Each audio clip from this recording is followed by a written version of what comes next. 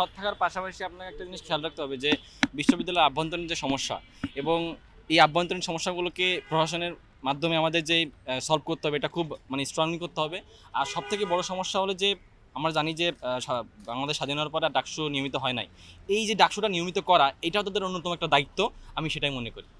আচ্ছা, আপনার কাছে জানতে চাচ্ছি যে ডাকসুতে নির্বাচনে যারা অংশগ্রহণ নিচ্ছে তারা আপনাদের কিরকম প্রতিশ্রুতি দিচ্ছে এবং আপনারা তাদের কাছে কিরকম প্রত্যাশা করেন?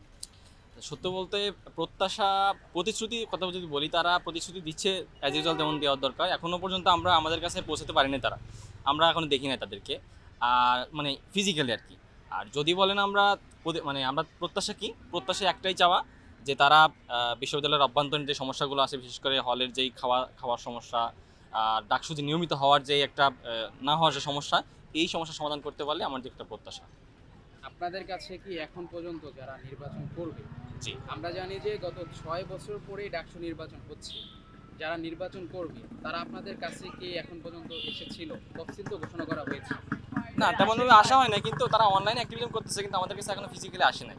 আপনারা জানেন এখনো প্রার্থী যেহেতু এখনো মনোনয়ন দেওয়া হয় নাই, এজন্য তারা হয়তো সম্ভবত এখনো প্যানেল প্যানেল বা তাদের যে একটা আদর্শ বা আদর্শগত যে সব আছে সেটা আর কি সলভ করার পরে হয়তো আমাদের কাছে আসতে পারে। এখনো তারা ফিজিক্যালি আমাদের কাছে আসে নাই।